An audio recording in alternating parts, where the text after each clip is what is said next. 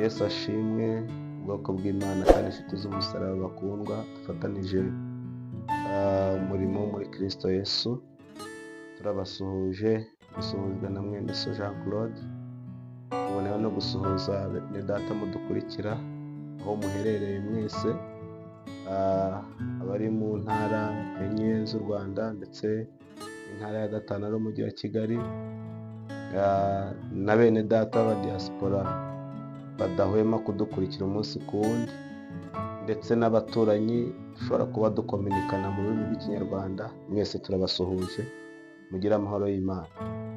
Birashoboka cyane ko waba utameze neza, birashoboka ko waba ubabaye, birashoboka ko waba wishimye, birashoboka cyane ko ibintu byaba bitameze neza, ariko ijambo nakubwira mbere yuko tuganira ijambo ry'Imana, uko biri siko byahoze kandi si nako bizahora.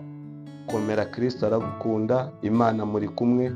Uko biri kose Yesu azagushoboza kugira ngo uve aho uri wisanga ahandi. Rero ndakwiyegereje kugira ngo tubane muri uyu mwanya, ariko usuzugura amajwi, usuzugure Satani, usuzugure abadayimoni, ubabwire ngo uko ndi ni Kristo bishimye, kandi siko bizahora. Nshuti yanjye, amahoro y'Imana abonerwa mu buntu bw'agakiza ka Kristo nabane namwe. Reka dusenge Imana, dusengane, hanyuma dukomeze umwanya w'ijambo ry'Imana. Turagushimiye Mana, uri mwiza kandi urakiranuka, uri Adonai Elohim, Imana y'imbaraga, Imana y'ububasha, Imana y'ubushobozi, Imana ifite byose mu kiganza cyayo. Adonai melesilo benestar shekelo benzegenefo. Turaguhimbaje Mana, tuguhimbarije ineza n'urukundo rwawe, tuguhimbarije icyubahiro kidasanzwe utugaragariza umunsi ku wundi. Tugushimiye umunsi uduhaye wiyongereye mu minsi yacu Mwana, ngo tubane muri uyu mwanya na bene data bumva ururimi rw'ikinyarwanda, tugiye gufatanya kuba muri ibihe byo gusenga. Reka impinduka ziboneke mu buzima bwabo, baheshejwe n'Imana mu ijambo ry'Imana. Haleluya. Reka bakingurirwe imiryango, inzugi zikinguke ku buzima bwabo kubw'imbaraga z'Imana. Reka bafite intambara z'uburyo butandukanye mu ijambo ryawe babonemo igisubizo cy'ubuzima. Urakoze kubana natwe, urakoze kudushyigikira, urakoze kudukoresha, urakoze ko ufungura amatwi ya buri umwe wese ugiye kukumva kandi uguteze amatwi aka kanya, kugira ngo yakire impinduka ituruka muri Kristo Yesu. Mu izina rya Yesu tuguhaye kaze, kandi nanone kugira ngo bari utuyobora muri byose, tuvuge, dukore ibyo tubamo byose tubikoreshwe n'Imana yaduhaye. Ariko tubifuje ngo tubane mu ijambo ry'Imana nk'uko twabibabwiye. Reka dusome ijambo ry'Imana dusanga mu gitabo cya Rusi igice cya 4.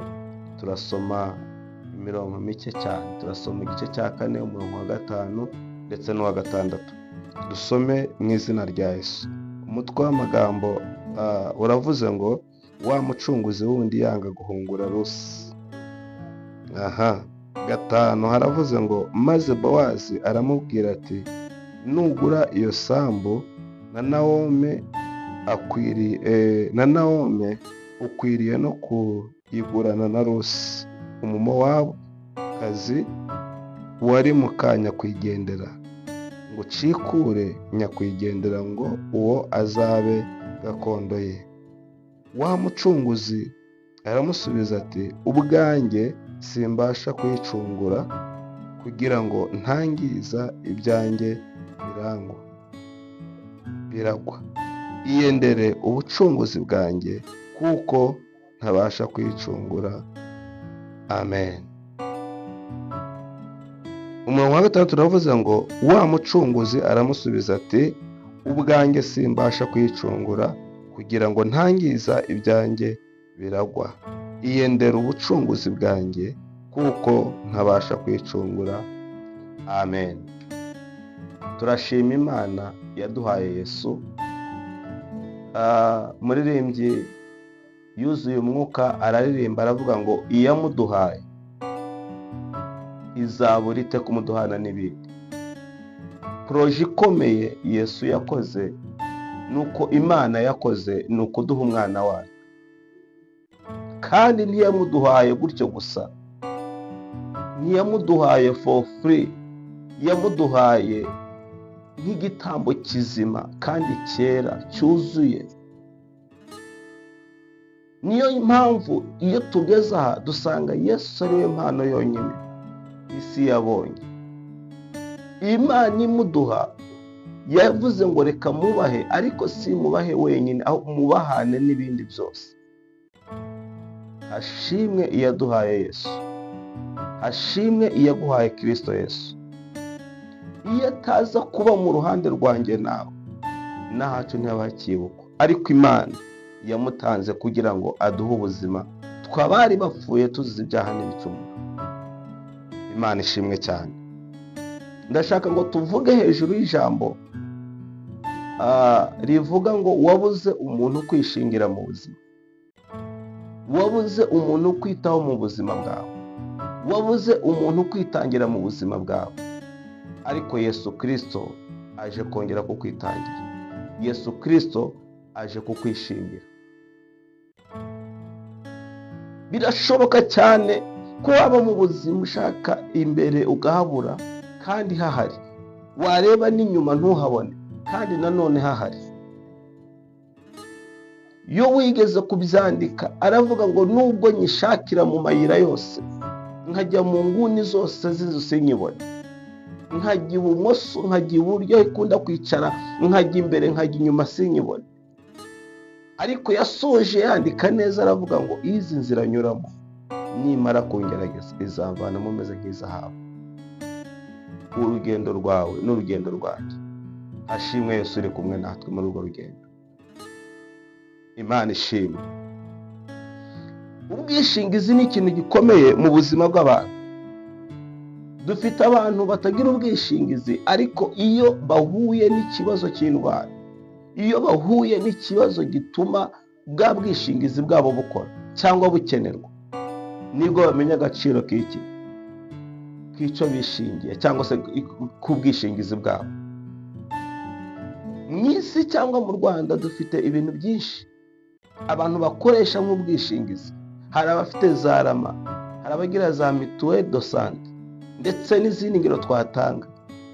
Uyu muntu uretse yuko yananirwa no kugira ute no kuvurwa kuko indwara afite idashoboye gukira cyangwa se idashoboye kuvurwa, ariko mu gihe afite ubwishingizi, indwara yose imwikubiseho aba ari capable, aba ari free, aba ari able, aba yumva ko nta bwoba afite, kuko icyo asabwa cyose kituma ashobora kugera kwa muganga agifite.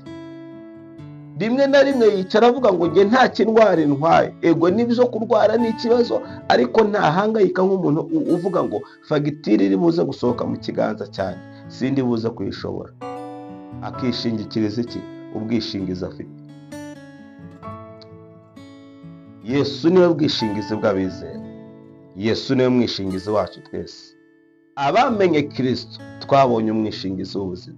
Abizeye Yesu dufite umwishingizi. Aya makuru dusomye ni umuryango wari ufite uw'umugore n'umugabo, Elimeleki na Nawomi. Bibiliya ivuga amateka uhereye hejuru. Usomye mu gice cya mbere uburyo bananiwe no gutegereza Imana ngo bayitegerereze i Betelehemu nk'uko Imana yari yabasezeranye amasezerano menshi atandukanye.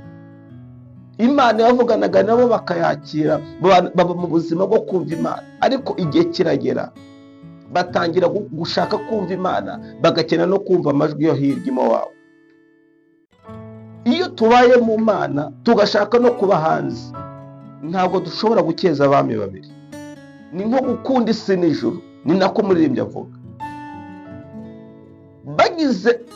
Bagize inyota yo gushaka gutega amatwi ibyo hanze, byabateye kubakurura, ndetse bisanga bireturuva barimo bakumbura iby'imo wabo. Iyo twatinze mu isi tujya twanduzwa, isi igatwandura. Iyo twatinze mu buzima bw'isi, isi zidukurura ndetse ikadukura mu byo twizeye. Niba ushaka guhagarara mu byo wizeye, gumana n'Imana, we gucogora. niba ushaka kudahinyuzwa mu buzima bwawe, still hagarara mu cyo Imana yavuze, we gucogora, kuko nubwo byaba bikomeye gute, Imana iri hejuru ibirusha imbaraga. Yesu ahimbazwe cyane. Uyu mubyeyi cyangwa se aba babyeyi bagira igihe cyo kubona ko iwabo ibintu bitakimeze nk'uko bari babyiteze. Bumvise amakuru y'Imowabu, bamenya neza yuko Imowabu ibintu bimeze neza, baravuga ngo niki twakora kugira ngo natwe twivane muri ubu buretwa, twivane muri ubu buzima, twisure mu kibazo duhagazemo. Basanga igisubizo bafite atari cyo kuguma gutegerereza Imana i Betelehemu, bavuga ngo ahubwo reka dusohoke muri uno murwa, twinjire aho byeze, twinjire aho biri. Nyamara nubwo byari byeze aho ngaho, ariko byarebye urupfu. Ngo barasohoka baragenda, basohokana abana babiri, Mahaloni na Kiliyoni. Ngo bagereyo baratuza, baba muri ubwo buzima.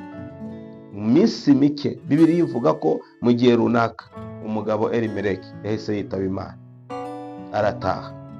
Umugore asigara ari umupfakazi, asigara n'abahungu be. Ngo iminsi nanone yicumye, abahungu baravuga ati natwe twakuze, igihe tumaze kirahagije mu busiribateri, reka duhindure uburyo sitati zacu zihinduke. Babwira mama wabo, kuko nabo bari basigaranye nk'umubyeyi, arabemerera, kandi amaze kubemerera ngo bahita bagira uti babenguka mama wabo kazi. Umwe ashaka Orupa, undi ashaka nde, undi ashaka Rusi. Abahungu ngo bapfiriye icyarimwe barapfa. Abakobwa basigara ari abakobwa, abakazana basigara nta nda basigaranye. Abana babo babasiga nta nda, nta rusoro, nta n'uwavutse. Mbega ubuzima butari bworoshye, mbega ubuzima bwari bukomeye cyane. Nyirango nka mama cyangwa se nyirabukwe wabo yaribajije ngo ibi bintu bimbayeho noneho nzabigira gute? Ino shusho nambaye, ino sura nambaye, Mana nzabigira gute? Niba udashaka kurangira, niba ushaka gukomeza kubaho, ukomeze ubeho, ukomeze urame, ukomeze uramire mu kubona ibyiza, guma i Betelehemu aho Imana yaguhamagariye, aba ariho uhagarara. Yesu ahimbazwe cyane. Iyo twisohoye i Betelehemu, iyo twikuye mu masezerano y'Imana, uko byamera kose duhura n'ingorane, duhura n'akaga gakomeye. Imowabu hagereranwa n'iwabo w'umubiri, Imowabu hagererana n'iwabo w'isi, Imowabu hagererana n'iwabo wa Satani. Kuko niho tugera, uko twahinjiye ntabwo ariko tuhasohoka. Niba ushaka kugumana umwimerere wawe, we kumva amajwi aguhamagarira Imowabu, guma aho Imana yaguhamagariye. Haleluya! Guma aho Imana igushaka, uguma aho Imana yaguhamagariye, aho niho izagutabarira. Abona ko isigize ute imuguyeho, aribaza ngo biragenda gute. Aho niho umuntu aba asigaye yicuza, kandi ibyo wicuzamo ntacyo bikimaze. Iyo wanze kumvira Imana, uyumvira ufite ibihamya, uyumvira ufite ibimenyetso, uyumvira ufite impamvu nyinshi z'ibishakwe, ariko nakwifuriza ngo ugumana n'Imana, wumvira Imana. Yesu ashimwe. Nugumana n'Imana, Imana izazi kwishingire, ubuzima bwawe buzayoborwa n'Imana, imibereho yawe izayoborwa n'Imana, abana bawe bazayoborwa n'Imana, urugo rwawe ruzayoborwa n'Imana, ubuzima kazi kawe, imibereho yawe yose Imana izazi iyobore, kuko wemeye kugumana nayo. Atagira yibaza ngo ndabigenza gute, biragenda gute ko binshobeye. Ariko uko byibaza ni nako yashaka kumva amakuru y'iwabo. Hari igihe dutegereza kumva amakuru y'iwacu, nyamara twarahivanye, nta n'utwirukanye. Wirinde ejo utazisanga uri gukumbura ibyo wahozemo, nta n'uwabigusohoyemo, ari wowe wabyikuyemo. Kwa Yesu ibintu biracyahari. Kwa Yesu haracyari umunezero, kwa Yesu haracyari ibyishimo. Ngo bateze amatwi bumva amakuru avuye iwabo i Betelehemu, yuko ibintu bimeze neza, umwero ari umwero, umugisha w'Imana wuzuye usendereye. Ngo aravuga ngo umve, naratutswe, nabaye akahebwe, naramwaye, byararangiye, nta mpamvu ngifite yo gutuma nkomeza kuguma hano, kandi iwacu bimeze neza. Nubwo nisohoye ntawe unyirukanye, ariko ndemera kuca bugufi ngarukira Imana. yisubiyemo abona ko bidakwiriye, nubwo umuryango awumaze atari bugume kuba mu gihugu kitari icye, ahubwo ashaka gusubira mu rugo kwa se. Ngo ahindura uburyo, abwira abakazana be ngo ntakomeza kurangirira inaha ngo hapfire ubuzima bwanjye bwose, ahubwo nimusubireyo ndabingize, kandi neza mweretse ba nyakwigendera ndetse nanjye ubwanjye Imana ya Isiraheli izayibiture, kandi nanjye ndabashimiye, mwarakoze.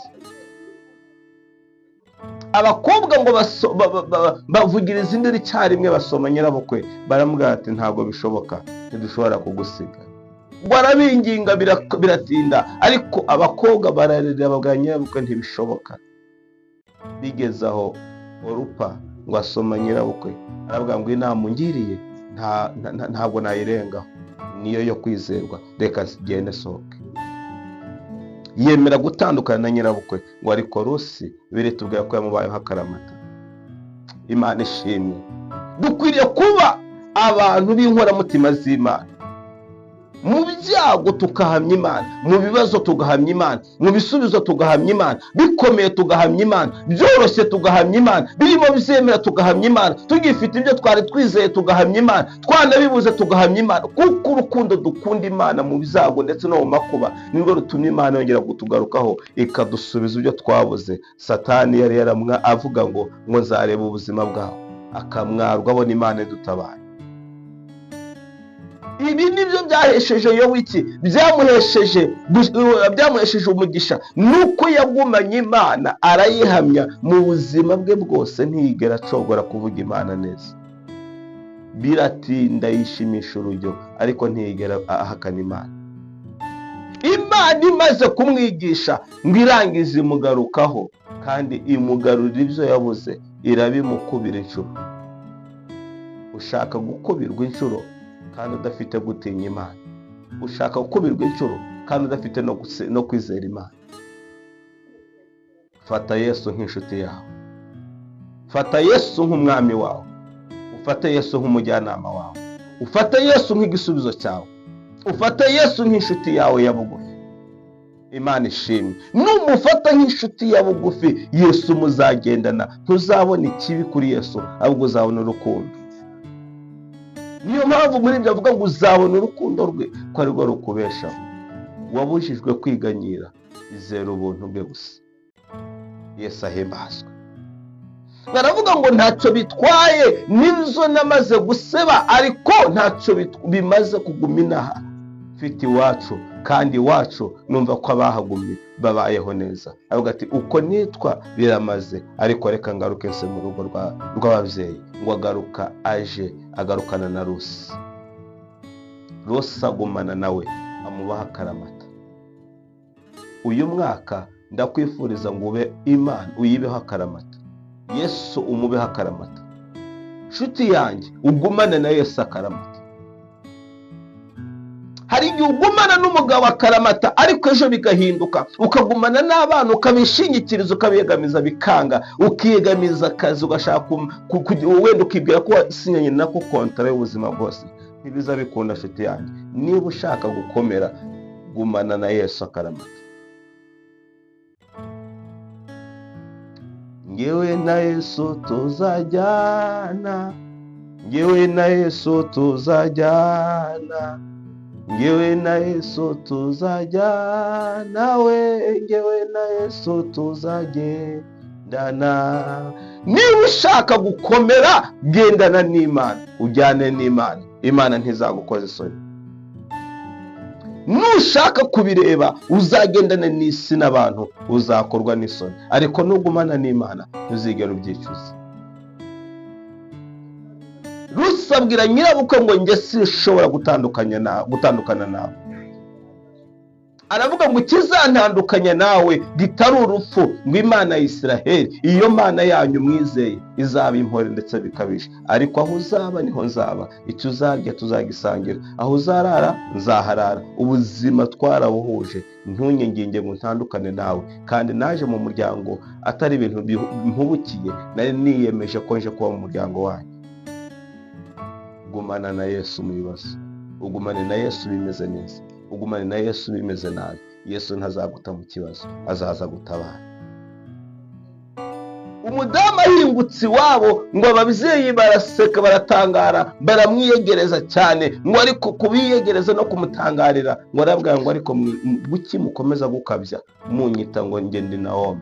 Imana yarashaririye munyite Mara. Hari igihe ikigeragezo gihindura izina, umuntu ntiyifuze kwitwa uwo witwaga kubera ko ikigeragezo cyabaye ikigeragezo, ariko nyuma y'ibikugerageza hari Imana igucira akanzu, nyuma y'ibikugoye hari Imana izana igisubizo. Bajya inama n'umukazana ngo bamaze kugera i Betelehemu, bajya inama y'uburyo bagomba kubaho. Umukobwa aravuga ati ninjye ugifite akabaraga, reka sohoke muri uno muzu byo gushakisha. Ngo ariko umurima yashyikiyemo wari umurima wa mwene wabo Bowazi. Icyo nshaka kuvuga, ukeneye kwishingira mu buzima bwawe. Haleluya! Ukeneye umuntu kwishingira, nkeneye umuntu nyishingira kugira ngo mbane nawe muri ubu buzima, mbane n'Imana muri ubu buzima, nuko mafite ubwishingizi bw'Imana. Niba udafite ubwishingizi bw'Imana ntaho uhagaze. Ibindi waba wishingikirije nk'ubwishingizi ntabyo ufite. Niwemere kwishingirwa na Kristo Yesu. Imana ishimwe.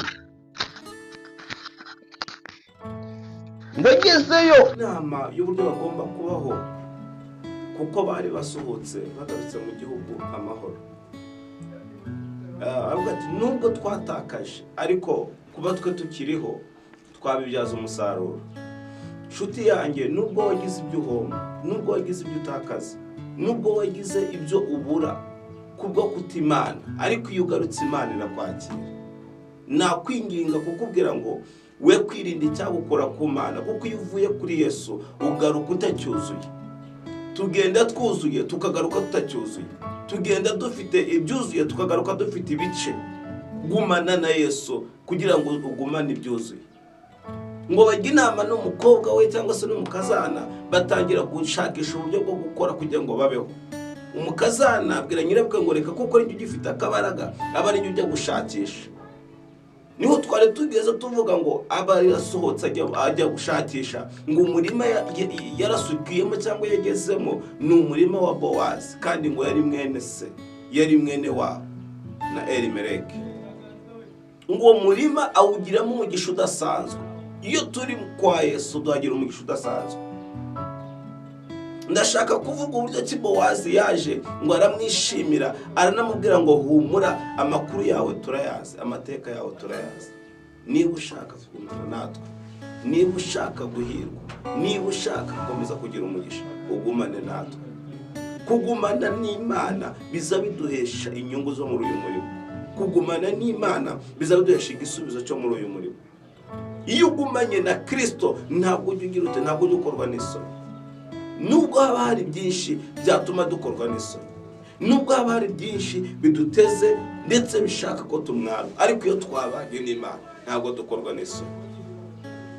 Bowazi arambwira ngo wumve ugize umugisha, kandi umugisha ugize ntusanzwe. Ntubongere kujarajara ngo ushakishe ubundi buryo bwagufasha, ahubwo uyu murima ntuzawuveho. Ategeka abagaragu be n'abasha ngo mujye mumusigira Seyiri inyuma, nawe abashe kuronka ibyo ajyana mu rugo. Igihe Imana itaragusubiza, iyo wemeye komatana nayo, izigira ibyo gusigiriza inyuma kugira ngo nawe ubeho. Ubuzima tubayemo nubwo kuronka umugisha w'Imana. Haleluya! Tubaho kubw'Imana, tugakora kubw'Imana, tukarya kubw'Imana, twambara kubw'Imana, muri bwa urukundo rukomeye Imana idukunda. Igenda igira ibyo dusigira no mu gihe itaraza gukemura ikibazo neza. Niyo nimwe mu nzira y'Imana. Twihute dusenge. Bageze aho bagira ute, Bowazi amaze kuvugana n'umukobwa ngo arataha, ashyira nyirabukwe amahaho yagize ute yahashye. Nyirabukwe mwabwa ati ngo ahantu wagiye ntihasanzwe. Ngo arangije amuha amateka n'amakuru uko bizagenze. Aramubwira ngo uwo mugabo ni mwene wacu, wahiriwe kuwiteka ubwo warasukiye muri uwo murima. Ntuzave muri uwo murima, abe niwe uzagumamo. Nshuti yanjye, ibigukura kwa Yesu ntuzemere, kuko niwivana muri Kristo uzaba utandukanye n'iki n'uwo kwishingiraga cyangwa se n'ubwishingizi bw'ubuzima bwawe. Rero niba ushaka kuba mu buzima bw'impinduka, gumana na Kristo Yesu, niwe mwishingizi utazakoza isoni. ngo baravugana, nyirabukwe amugira inama avuga ati kuko wagiye muri uwo murima washyitsemo, ni inama nkugiriye, gumana nawe kandi ejo azahura seyire ku mbuga, uzitware gutya. Amuha inama, yamukoreye bimwe byose umubyeyi yakorera umwana we, amugira inama umubyeyi by'ukuri agira umwana we ngo umukobwa yitwara neza nk'uko nyirabukwe yamugiriye inama. Icyavuyemo ni iki? Havuyemo urukundo rw'ikibatsi rudasanzwe rwatewe Bowazi kuvuga ngo uyu mukobwa byari gushoboka ko yari kujya mu nsoresore bahuje amaraso, byari gushoboka ko yari kujya abonye amafaranga bo mu kigero cyiwe, ariko ubwo atarebye ibyo byose akavuga ngo reka ngende ku murongo mwiza, uyu mukobwa ntamwituye ngo mugire umudamu wanjye cyangwa umugore wanjye, naba mpumbye. Abishakira hasi no hejuru kubwo komata. Yesu ahimbazwe. Byateye Bowazi guhaguruka ngo aravuga ngo nzakora ibishoboka byose, ariko ngira ute ngere kuri uyu mukobwa. Arangije ngo ahamagara abakuru 10 bo mu mudugudu, abicaza ku irembo, agati nimugume hano. Ngo umucunguzi atambutse aramubwira ngo wa mucunguzi we ngwino wicara. Ngo araza aravuga ngo nkuko bizwi ko mu muryango wacu iyo hagize umuntu witaba Imana agataha bigenda gutya, habaho gucikura nyakwigendera n'ibyari ibyo kugira ngo umuryango utazima. Harageze ngo Nawome acungurwe, n'ibyari bya Elimeleki byose bicungurwe. Umucunguzi aravuga ngo ndabyemera. Ni nayo magambo twasomye. Ngo arangisha avuga tumve Imana ishimwe, niba rero ubyemera biragusaba ngo ucikure nande na Rusi Umumowabukazi kugira ngo izina ritazima umuryango wabuke. Umucunguzi kuko bitari ibye aravuga ngo ntabwo nshobora kwikuraho ibyo mfite hejuru y'Umumowabukazi, ngo ntabwo nshoboye gucungura ibya Elimeleki ngo nindangiza ngo nishireho n'iyi mitwaro. Ahari ni nkako yavugaga, ntabwo nshobora kwangiza ibyanjye biragwa, ntabyo gucunguza mfite rwose. Niba atari ugucungura ibya Elimeleki gusa, ibyo abandi mu byihorere, niba byose ari ukubicungura, ntabyo mfite byo gutakaza, ntabyo mfite byo kwangiza. Mu yandi magambo, ntabyo mfite byo kujugunya. Mwamaze kubivuga, Bowazi we ni nkaho aricyo yashakaga, aravuga ngo ntacyo, niba ubizanze biramaze, ariko nari nshaka ngo byangire imbere y'aba bagabo nk'uko amategeko yacu abivuga. Ngo arangije kubyanga aravuga ngo nanjye rero bagabo bene data, ubwo byanze ku mugaragaro, ngewe ndashaka kubabwira yuko nemera gucungura ibya Elimeleki ndetse na Nawomi nkamucungura, ndetse na Rusi nkagira ute nkamucungura, kugira ngo ncikure Mahaloni. Haleluya! Wabuze abakwitangira ariko Yesu azakwitangira, wabuze abagupfira ariko Yesu yaragupfiriye, wabuze abagukunda ariko Yesu aragukunda, wabuze abantu babikugaragariza ko bakwitaho ariko Yesu Kristo akwitayeho. Nshuti yanjye, gumana na Yesu kugira ngo ugende mu buzima bufite impinduka n'umugisha. Bana na Yesu ntabwo uzigera ubyicuza. Nubana na Yesu uzabaho neza, nubana na Yesu uzanezerwa, nubana na Yesu uzaguka. Mu mucunguzi byanze, Bowazi aravuga ngo ni mu mpugo bucunguzi nari mbukeneye. Abacunguye ibyari bya Elimeleki, aho niho dukura intsinzi. Abera, aho niho dukura uruvugiro. Iyo Imana idakora uriya mushinga byari kugorana, kuko uyu Bowazi niwe natwe dukomokaho, aho mu byaro rwa Dawidi. Peresi yabyaye Hesironi, Hesironi abyara Ramu, Ramu abyara Aminadabu, Aminadabu abyara Nahashoni, Nahashoni yahise abyara Salumoni, Salumoni abyara Bowazi, Bowazi abyara Obedi, Obedi abyara Yesayi, Yesayi niwe abyaye Dawidi. Iyo tutaturuka aho ngaho, iyo tutagira abantu bomatanye n'Imana ngo ntibajahagurike, tuba twarapfuye. Ariko hashimwe Yesu witanze ku musaraba kugira ngo tubeho. Haleluya! Yesu aze akwishingira mu buzima bwawe. Yesu aze ahindura ibyanze guhinduka mu buzima bwawe. Usomye ubutumwa bwiza bwa Luka igice cya 10:30, tuhasanga amagambo meza cyane y'umusamariya wari mu rugendo. ngo umwigisha amategeko yaganiriye na Yesu, ngo aramubaza ngo mbese nk'umuntu yabigenza gute kugira ngo yinjire mu bwami bw'Imana. ngo ariko biravuga ngo yigira agashyashya. Dufite abantu bigira shyashya muri ubu buzima, bagashaka kubaza ariko bagamije kuyobagiza, batari uko batazi ukuri, ahubwo bagamije kuyobagiza. ngo Yesu atangira kumusobanurira, kuko nubwo yamusobanuraga yari azi uwo ari we. avuga ngo handitswe ngo ukundishe Uwiteka umutima wawe wose, ubwenge bwawe bwose, imbaraga zawe zose, ariko cyane ukunde mugenzi wawe nk'uko wikunda. ngo arangije amuhereza proof, arambwira ati ngo hari umuntu wavaga i Yerusalemu ari kugiye Yeriko. ngo ageze mu nzira ahora n'igice cy'abambuzi. Imana itugirire neza. I Yerusalemu hagereranywa no mu gakiza, i Yeriko akagereranywa no mu bigeragezo, iwabo y'isi, iwabo w'umubiri, iwabo wa Satani.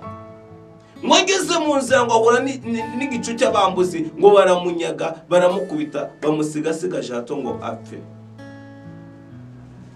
Birambwira ngo umulewi ahatambutse, umutambyi atambutse, ngo aramureba, aramukikira, akikiye arigendera, akomeza urugendo. N'umulewi abigenza gutyo. ngo ariko umusamariya w'umunyembabazi, ngo wari mu rugendo, ngo amugezeho, ngo amugirire imbabazi. Yesu akugirira imbabazi inshuti yanjye. Yesu akwereka ikimenyetso cy'ibyiza cy'urukundo n'imbabazi.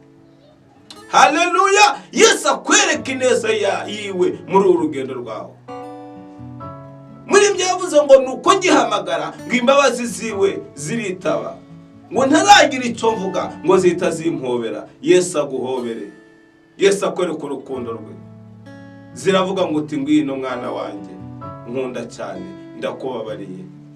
Nk'umusamariya w'umunyembabazi ageze kuri uwo muntu wajyaga mu rugendo, wari mu rugendo, ngo arakikira, ngo amaze gukikira ca bugufi, amwereka urukundo rudasanzwe, ngo amaze ngo amwomoze inguma. Yagizwe yari yatewe n'abamukubise, ngo amusuka amavuta yerayo y'igiciro cyinshi, ngo abona ko bidahagije, amushyira ku ndogobe yiwe, ngo amujyana mu nzu y'abashyitsi. ngo arangije abona ko ibyo bidahagije, agumana nawe iryo joro, amwitaho, amugira buri kimwe cyose. ngo agiye kugenda mu gitondo, abona nanone namusiga uko nguko bitaba bihagije, ngo afata idenariyo ziwe ebyiri, ngo azihereza nyir'icumbi, aravuga ngo uzamwiteho, nagera ubwo amafaranga ashize uzakomeze umwiteho, ibyo azakonsoma uzabimumenyere, kuko neza tuzabarana. Birashoboka cyane yuko waba uri mu buzima wabuze ibyo ukonsoma. Yesu ni byose kumufite. Iyo akwishingiye, ntatwishingira ubuzima bwa hano gusa, atwishingira n'ubw'ejo. Ntatwishingira ubuzima bwa none gusa, atwishingira n'ubuzima bw'ejo hazaza. Yesu aze kukwishingira mu buzima bwawe. Yesu azanyishingira mu buzima bwawe. Tugiye gusenga Imana. Birashoboka ko hari ufite ibindi wamaze gufata ukabyimika. Birashoboka ko hari ibindi wagize ute wamaze kumva ko ibyo bintu ari byo ugomba gutwara mu buzima bwawe bwa buri munsi. Ariko ukeneye Yesu ngo akubere umwishingizi. Ubwire Yesu ngo nciye bugufi. Hari ibyo nakinguriye ariko ndabyirukanye. Shaka kunyobora bundi bushya. Yesu aza kwishingire kugira ngo unezerwe. Yesu akwishingire kugira ngo ongere ushime Imana.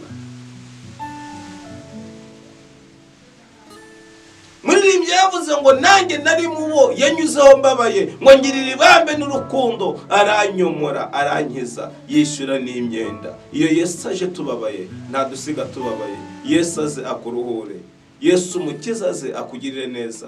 Yesu aze agukize inguma. Yesu naze akwishingire. Yesu naze aguhindurira izina. Yesu naze yongera ahindura amateka yawe. Rusi yakiriye intsinzi kubwo komatana n'Imana. Ese nawe ushaka kugira ibyo wakira, ushaka kugira ibyo usingira, gumana n'Imana. Ushaka kugira intambwe utera, umatana na Kristo. Yesu azagushoboza aguye kugira ku gisubizo. Bugufi ubwira Imana ngo naritandukanyije nawe, ngimo wabo kubwo kutihangana, nitandukanije nawe, mbese sinagukorera sinakumva kubwo kutizera no kutihangana. None ongera umpe kugaruka, Imana ikugarukeho, iguhe imbaraga zo kwihangana, rw'imbaraga zo kunesha, uneshe nk'uko Yesu yanesheje.